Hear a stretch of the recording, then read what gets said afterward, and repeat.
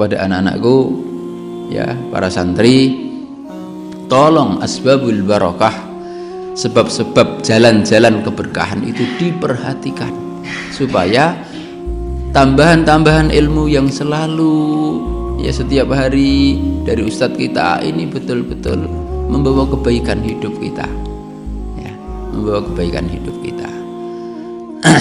Karena problem kita ini tentang bagaimana kualitas dalam setiap ibadah kita, ya. Mohon maaf, saya kemarin sempat mengambil santri, sampel dari santri. Ini kelasnya santri loh, ya.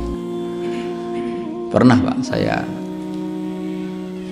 manggil santri, ngisi kajian itu saya manggil 5 santri. Habis isya ada kajian, materinya tazkiyatun nafas, membersihkan jiwa. Kalau jiwa itu bersih, hati itu lembut, hati itu subur, maka syajaratul iman, ketumbuhan iman itu akan subur di dalam, subur di dalam hati kita.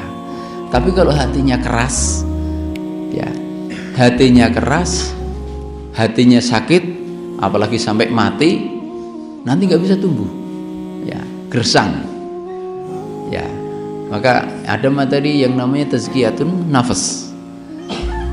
Ilmu itu supaya bisa masuk ke hati kita, bukan hanya berhenti di sini. Kita bukan hanya sekedar orang yang punya otak tapi punya hati. Memang ada juga komentar, beliau mengomentar, Syekhul Islam Ibnu Taimiyah itu mengomentari ahlul kalam. Ahlul kalam itu ahli filsafat, ya.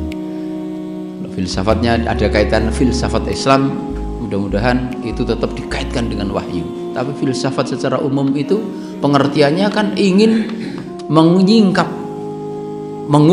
ilmu sampai pada akar-akarnya, dan itu yang sering diandalkan adalah dengan pikiran. Jadi ingin menyingkap, mengetahui sampai pada dasarnya tentang wujud Allah, tapi dengan semata-mata akal. Tentang wahdaniyah Allah, keesaan Allah semata-mata akal. Nah, akhirnya itu, ya, tidak bisa. Kita ini bukan hanya sekedar berhenti di akal, tapi harus menggunakan wahyu, ya. Wahyu itu diterima dengan hati, yang akhirnya kita meyakini maupun meragukan. Itu hati nanti yang berbuat, ya. Maka komentarnya Syekhul Islam kepada ahli filsafat, ahli kalam, gitu ya, itu beliau mengatakan haula indahum zaka walaysa indahum zaka. Mereka itu punya otak tapi tidak punya hati. Maaf, ya, komentarnya juga begitu. Mereka itu punya otak, punya pikiran, tapi nggak punya kebersihan jiwa, tidak punya kesuburan hati.